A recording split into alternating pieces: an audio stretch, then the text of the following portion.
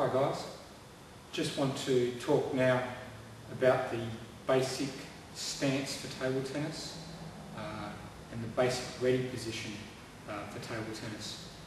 The idea behind this is it's part of that idea of having a good basic fundamental framework from which to build on.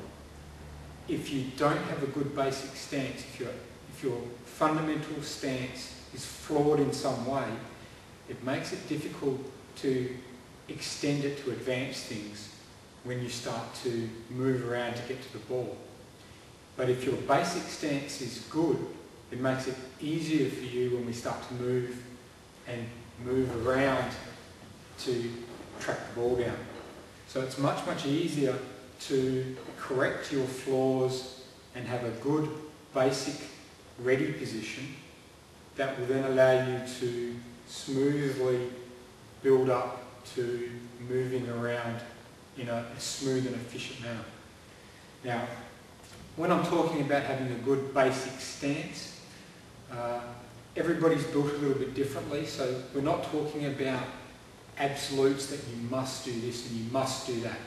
That's not what I'm on about at all. But there are usually some very good general principles that firstly will make sense, secondly will work for probably 95 to 99% of people, and thirdly, if you apply them, you'll find that the game will get easier rather than harder. And I'm a big believer in my overall table tennis philosophy. I'm a big believer that in the simpler, the easier, the more efficient you can make the fundamentals, the better off you'll be when you start wanting to move to the advanced things. So what I'm going to concentrate on here is really just the fundamentals, the basics of your stance, and we'll go into why each piece of it is important for later on down the track. Now you can feel free to ignore bits and pieces, and for some people that may work, but bear in mind there is usually going to be some consequence down the track for ignoring it. Okay? So it's again not up to me to say you must do this, but for the things that I'm recommending there are good reasons for them, and therefore if you want to break those and not do it, you should have a good reason for breaking it. If not, if you don't have a good reason, you'll probably find you're really just making the table tennis harder. Okay? So let's look at these fundamentals now, the fundamentals of your stance. Okay. So what's the idea of the stance itself? The basic idea of having a good stance, or what I often refer to as a good neutral ready position, is to allow you to go in any direction and move around easily, get around the court easily in a balanced and efficient manner as quickly as possible for yourself. And if your stance allows you to do that, then that's a good thing and it's worth working towards. If your stance is preventing you from being able to stay balanced, move easily and quickly and recover, then it might be worthwhile looking at seeing whether you can improve it. So let's break down the fundamentals of the stance now, and I'll basically work from the bottom upwards, simply because it's a lot easier in that manner. I'm going to start from this side view, and later on I'm going to move to a across the table view just to give you a front-on view as you would see coming across the table as well. So we'll get both perspectives. But for now, let's just talk about from this side perspective, starting from bottom up. So let's start with the feet. Okay, where should our feet be? Well, okay, if we have our feet too narrow, narrow is not very good for a stance because narrow hurts our balance. Okay, you may be able to play soft strokes with a narrow stance, but anytime you start to swing harder, you're likely to throw yourself off balance. You may get away with it for that particular stroke, but you're unlikely to recover very well for the next stroke. And of course, as you move up against better players who get the ball back more often, being able to do more than one in a row is very important. So, narrow stance, not very good, simply because as we start to increase our power, we're going to get off balance. A second thing that's not so good with a narrow stance is actually being able to move easily in any direction. To actually take a step somewhere, you have to push off. So whether you push off forward, or push backwards, or push to either side, there has to be this ability to push. Now if you're very narrow, most of that pushing is going to push up. You can push this way. To actually get forward, you actually have to start to lean to be able to push in a certain direction. It's very hard for me to stand up straight and go that way just by doing that. Where if I'm narrow and I lean a little bit, that's a little bit easier. Okay? But certainly not ideal. So narrow stance, not too good. Okay? Very wide stance. Okay? Not very good either, because firstly, you're probably going to hurt yourself. I could feel the strain now in my legs. Firstly, you're probably going to hurt yourself. Secondly, you may actually be too low to play good table tennis for the ball's hitting zone. So very, very wide may not be ideal as well. And because your legs are so wide, you'll probably find you can't maintain it for more than a few minutes. So too wide is probably not that good either. You'll find it restricting. So what we need is really a balance, somewhere in between. You're looking for something that firstly you can maintain throughout a match. So for 30, 45 minutes, something that you can hopefully keep going comfortably. And secondly, you're looking for something that gives you optimal footwork for your level of fitness and level of power in your legs. Now, what that's going to be is for most people, at least, very least, shoulder width. Okay? And personally, I still think that's a little bit too narrow. So, a good extra 6 inches to 9 inches each side is better if your legs can maintain it. So, wider the better, as long as it's not ridiculous and you're straining and struggling to maintain it. But for me, where I'm comfortable is roughly this wide. This is quite comfortable for me, and I can maintain that during a match. Okay, that's a little bit too wide. This is too narrow.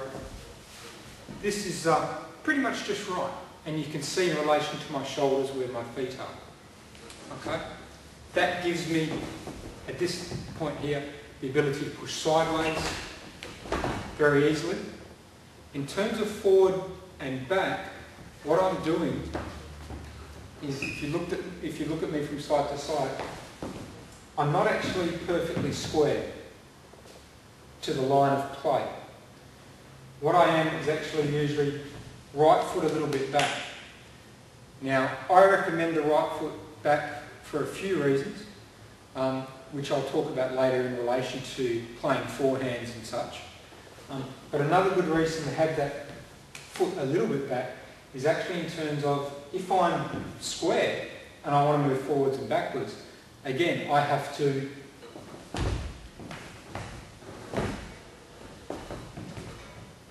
lean a little bit, and it's a little bit easier if I bend. Whereas if I have one foot forward and one foot back a little bit, if I want to go backwards, I can push off this leg. If I want to go forwards, I can push off that leg, depending on where the ball is, of course. But it can be handy in that respect. It's not the main reason for having this leg back a little bit. It's just sometimes an extra bonus. But definitely the wider legs. Now, coming from this side, let's talk about how bent we want our knees to be. Okay? Do we want to play with stiff legs? Or do we want to play in a squat or somewhere in between? Now, obviously, stiff legs is, again, if your legs are stiff, you haven't got much flex, it's very hard to push anywhere, and it's kind of ridiculous. I mean, everybody knows perfectly stiff legs are not great for moving around. But how bent should you go? Some players, when they're waiting, you'll see almost at this 90-degree angle while they're waiting to return serve. But not too many of them maintain it throughout the whole rally because it's quite hard on the legs. Do it for 10 or 15 minutes, you'll feel a huge pump in your leg just from the effort involved. But we certainly do want some sort of bend. And rule of thumb, again, is the more you can comfortably bend and be able to maintain it throughout a match, the better, within limits. So playing way down here is a little bit silly, but being able to play, maintaining this sort of bend is good. So depending on your own power, your own weight, your leg strength, any injuries as you get older, we all get a few injuries, having this ability to bend at this sort of angle that you can see here is going to help you in your basic stance. It's going to lower your centre of gravity, which will mean that you're going to be easier to maintain balance. It's going to allow you, because you're actually a little bit flexed in the legs, pushing off somewhere in any direction is going to be easier than if you're stiff-kneed. It's almost like really, if you have a rubber band and if you let it go loose, so, you know, like, what would be the equivalent? Even a spring or a rubber band, either of the case. If you stretch them too far, no good. There's no useful. They just want to go. If you don't stretch them at all, there's no tension, and they don't move very well. What we want is we want a little bit of tension and flex in these legs to allow us to push, but not so much that we are fighting to push. Okay? If you're trying to battle your way from here, battle your way up, you're flexing too much. You know, you're too bent.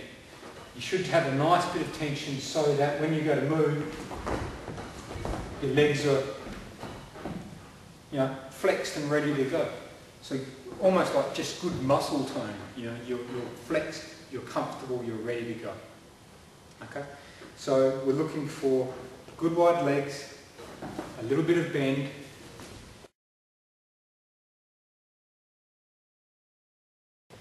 and now we're going to talk a little bit about just really in terms of your hips and your torso, what angle you should be at from this point of view.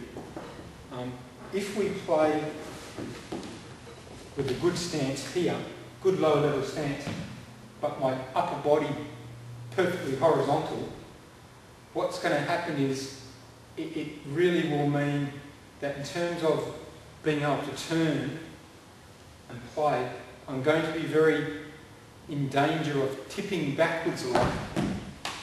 So get the lower body correct, but also have a little bit of forward lean to allow you to be balanced. Okay? And that will vary from person to person, how tall you are, how comfortable it is. But if we're basically doing a good job with our lower legs and standing up with a perfectly vertical torso, that's not going to allow you to really play well, because you'll find you'll tend to go backwards a lot and lean backwards. Have a little forward lean so that your weight is kind of over the knees instead of sitting back on your heels. Get the weight over these knees a bit more, and what you'll find is you can now turn and stay balanced. And it allows you, I guess the equivalent is, if you're doing all these things correctly, what you're going to do is you're going to be the equivalent of being able to coil up a spring and wind it up to let it go in a balanced fashion.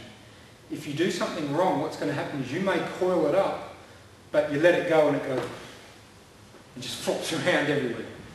What we need to do is when we want power, when we want to move from soft shots to big shots, we want to be able to bring in that power easily and effortlessly, you know, and without having to worry about throwing ourselves off balance. Okay, so by getting low, getting a little bend, getting the right foot back a little bit, which I'll talk about in a second, a little forward lean, what that allows me to do is I can play soft, I can play medium, and when I want to, I can play big strokes without throwing myself off balance. If I stand up straight, even if I get these right, but if my torso's upright,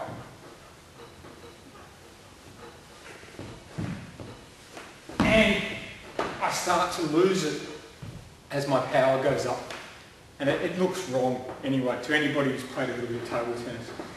Having a torso that's standing up, it just looks wrong and it feels wrong. And as you get more used to doing it correctly, you'll find that it's obvious that it feels wrong. And that's another good thing, really, just to sidetrack a little bit, is in a lot of cases when you've been doing something slightly incorrectly, a lot of cases when you correct it, quite often it will feel straight away, you'll be able to feel, it may feel strange, but you should be able to feel the result is better and it's easier to do, you're balanced. It may feel funny if you've always stood up like this. To go there may feel a bit strange, but once you start to hit hard, you won't be able to deny the fact that it's so much easier to hit hard and stay balanced. And it's that instant feedback that will usually hook you and say, yes, this works better, I'll stick with that. And in a lot of cases, that's what we're looking for, that instant fix that says, hey, if I do this, it may feel funny, but it works better. And that's what we're trying to do.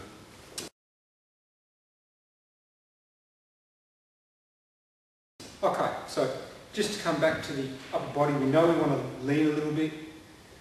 In terms of where we want to put our arms and our shoulders, me being a right-hander, I'm going to talk for a right-hander. Really, I usually have my shoulders more or less facing square to the ball, wherever the ball's coming from, is a good rule of thumb. You could even, as a right-hander, maybe put your right shoulder back a little bit. That's something that depends on what you're comfortable with. It's not too much to worry about. The main thing with your shoulders is we want to be able to get, on the forehand side, a good turn of the shoulders. But in order to do that, what we need is the good base, good foundation of the legs, because if you have a good foundation with your legs, you are now going to be able to use the legs and the hips and the waist to turn your body and allow the shoulders to turn. Just like if I held my arm like that, if I want to turn the back, I can turn from the forearm side here and then just a little bit at the end. So what we're looking for is this ability to compress our spring by basically not just doing a little, but by getting the legs, the waist, all turning to bring the shoulders around, rather than just using one shoulder. Okay? And that allows us, as we up our power, involving the whole body properly, allows you to stay balanced. Using just shoulder to hit hard tends to throw you off.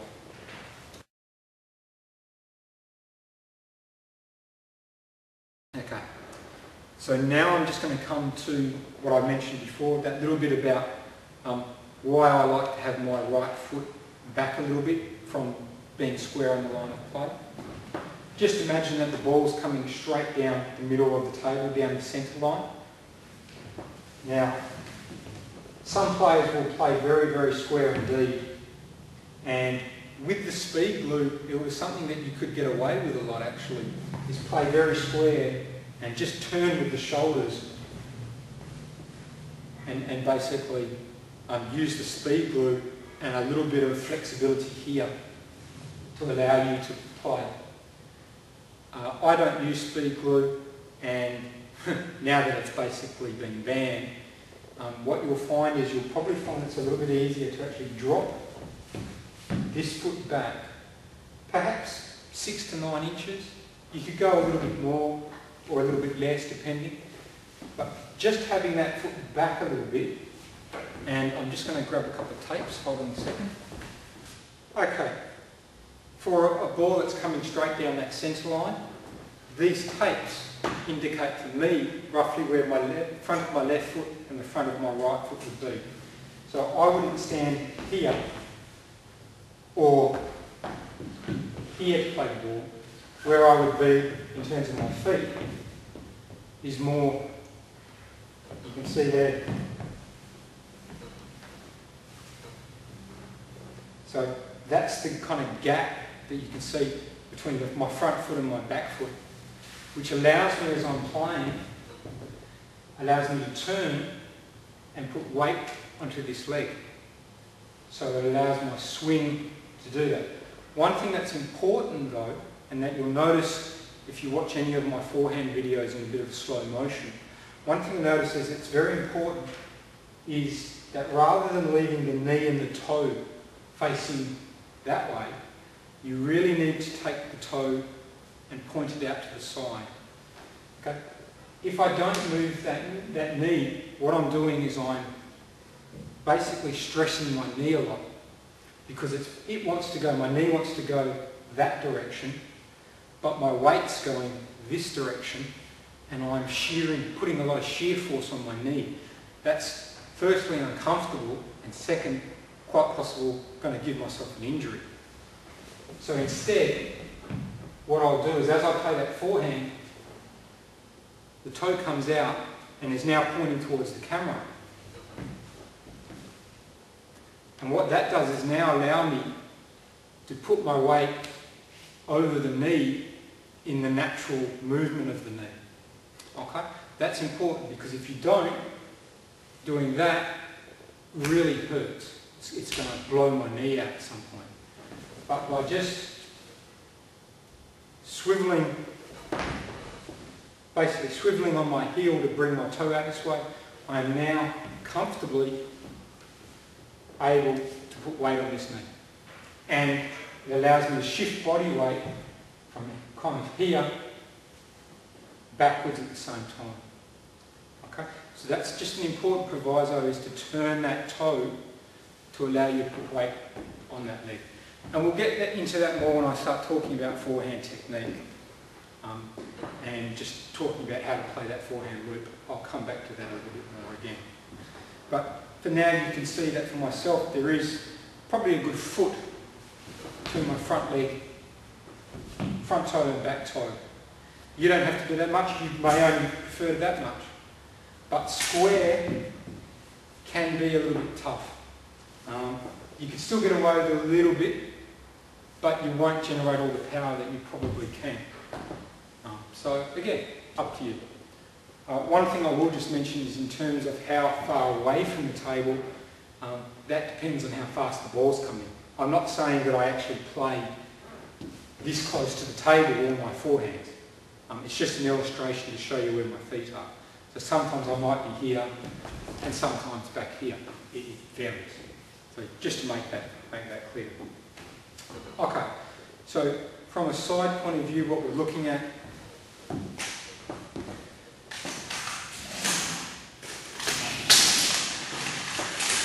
in terms of good stance is legs comfortably wide, knees comfortably bent, right foot back a little bit behind the left foot, torso leaning over a little bit, again comfortable, but so that if somebody actually came up and pushed you and tried to push me over, I could comfortably resist it. Whereas if I'm here and someone pushed me, I'd just tip. So that good weight distribution, nice low centre of gravity, shoulders pretty much just facing the ball, let your arms dangle, and then just bring up the hands. And I'll show you from the front view in a second. How high to have the bat? Well, if you're away from the table and you want it low, I guess you can to an extent. I would usually recommend just that roughly, almost not 90 degree but not quite, but just a little bit above table surface is a good habit to be in. And that's, in terms of the arm position, not a bad ready position there. And face looking forward. So that I can now turn on my forehand or on my backhand, not really turn at all, just lean maybe a little bit more forward to allow me to have room to take a swing on my backhand. Now I'm just going to transfer us over to give you a front view and just show you what it looks kind of like from the front view over the table. Before I do that again, I'll just demonstrate from this side.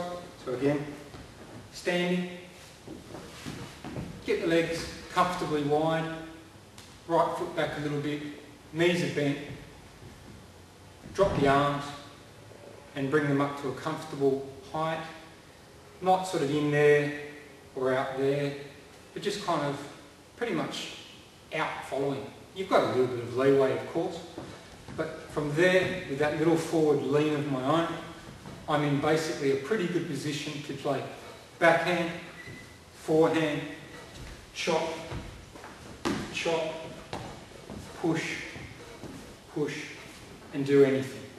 And that's the idea of this stance. It allows us to cover any shot in any direction very easily. And if we can do that with our stance, we're halfway there, really. And even if your stance isn't exactly like this, if there's small things, basically if it allows you to play all the shots that you need to play comfortably, efficiently and moving around, then your stance is probably okay for you, even if it may not be textbook. Okay, so let's go to the other side of the table.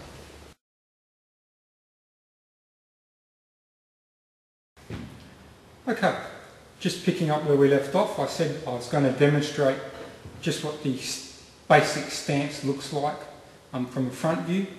And again, here we are on the side of the table. Don't obsess too much about where I'm standing in terms of left, right. I just want to give you an idea of relative height to the table and roughly what it kind of looks like. So if you wanted to look at yourself in a mirror, you'd have a good idea of what's going on. So again, here I am standing, narrow, straight legs. I'm going to widen out my legs, which you can't see on the screen obviously. They're out to my comfortable waiting position. Knees bent, right leg back a little bit. Dangle my arms, bring them up, especially for return of serve, about above the table at some point in the action. For us who twiddle, it's not necessarily a bad idea to twiddle underneath, but as the ball's coming to you, before you play your stroke, you need to have the bat up above the table. There's nothing worse than having the bat low and then wanting to play a short ball and having to, it's ugly. There's a limit to how tricky you can be and still be able to play a good shot. So if you're going to twiddle under there, at some point as that ball's coming towards you, the bat's got to come up above the table so that you can smoothly move in and not get caught trying to lift up and over. Okay? So again, here I am, bring up my arms, about a little bit above, and if the ball is coming straight from the camera, as you can see, really just arms shoulder width apart, not out here. Some people like to wait like that, that's fine, but by the time the ball's coming, even someone who like Schlager or Kong Lingwei, when you see them waiting, as the ball's coming, they still come out to neutral. They don't stay there throughout the whole return of serve motion. I find it easier just to wait there like that anyway. And that's a good basic ready position, because what I can do now is I can play forehand, finish roughly here, so that I'm not crossing over and getting off balance, and drop my hands and I'm back. backhand, so forehand, there, drop, there, drop. So block, block, back, counter hit, down, loop, either forward loop or upward loop, drop the hands back, and I'm back in position. On the backhand, down, loop, back. Simple as that. And that for me is what I'm going on about in terms of simple and efficient. Is I know personally I don't have the talent of some of the other players, so rather than trying to complicate my game, I have to make it simpler. I have to make it easier so that under pressure it stands up to pressure and doesn't get jammed up or complicated. And for me, just being able to do that drop means that there's not much that can go wrong, and it brings me back to my basic ready position very easily.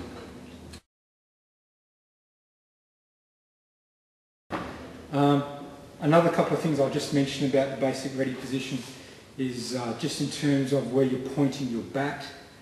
I've mentioned this elsewhere in some of the other videos. Just be aware that as a right-hander here, I don't actually want to point my bat directly at the ball. If I do that and I point the tip of my bat at the ball, I'm slightly waiting on my backhand, because my tummy should basically be in line with the ball, so my bat should actually point that same distance from my belly button to my arm, where I hang my arm. That's how far away I should point to the right of the ball. If the ball's coming from there or from there. So I don't want to point over, I don't want to point at the ball, I want to point over here so that I'm completely neutral in my ready position. Okay? And again, the rest is just reinforcing. We're down low. You can see here that I'm 5'11", I'm 179 centimetres. So I'm not short and I'm not super tall. I'm more or less, fairly decent height. You can see where the table's coming up on me here. Okay. Now, for me to be in my ready position and playing, I want to play down here. So as the ball's coming, I'm hitting in my zones, my power zones. If I'm standing up too high, I've got to reach down to the ball. If I'm too low, which I'm finding it hard to get down that low, if I'm too low, I'm going to be swinging up near my shoulder. Again, not comfortable. Okay? If I'm in my right height, then basically my hip, you can see now, just underneath my belly button's here, so the top of my hips is more or less in line with the table. And that's where I should be playing if I'm doing a good job. Okay? As you get more tired, you'll probably find you come up more. Okay? But staying low as long as you can will help your balance and help you get around the court a lot more. So just to reiterate, I'll just recap a little bit on this whole ready position saga that I've been talking about. A good ready position is really something that's going to allow you to, firstly, be balanced at the start. Secondly, it will allow you to play softer balls, medium balls, or hard balls in a balanced fashion, and it will aid you in recovering for the next one. Okay? And having done that, you then recover back. You want to be easy to recover back to that neutral ready position. And if your ready position does that, it doesn't have to be exactly like mine. If you are say a chicken wing, they call it a chicken wing player, but let's say basically you are a backhand player who plays everything like that, your ready position is not going to be there. Your ready position may actually be here. And you hit and you come back, and you hit and you come back.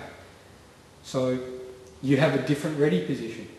But will you still play better if you're low and balanced? Sure. Why not? You have to move better than basically being stuck up here doing that. If you can get down and recover back to here rather than waiting up here or sitting here but always, or hanging about up there. Come back to whatever your ready position is. So the principles are the same. What you need to be able to do is say, okay, look, this is what Greg's talking about, but in my specific case, I always want to wait here, so this is how I adapt it. And it's the principles and the methods, the ideas behind them are more important than blindly saying, okay, Greg says to do this, but you want to play really every stroke like that, then this is not going to help you. It's the wrong place to be. Should you maybe learn to play with your forehand? Possibly, and that will then make it sensible to wait here. But if you are a pipper who plays everything on your backhand, waiting in a neutral position like this is not sensible. So you have to break the rules according to the circumstances. Okay? They're there to be broken. You've got to use your own intelligence. And take my advice or anybody's advice, test it for yourself, keep what works, throw out the rest. Okay? And that's pretty much where I want to go, what I wanted to cover in terms of this basic neutral position. It's all a part of being allowing you to get down, get low centre of gravity, to be comfortably able to move in any direction, to play a shot, recover, play a shot, recover, and do it easily and more efficiently than what you could do before. Okay? And if you can sort of improve on that, what you'll find is, again, table tennis will get a little bit easier to play. And if that sort of works out for you, then we'll both be well satisfied. So thanks for listening.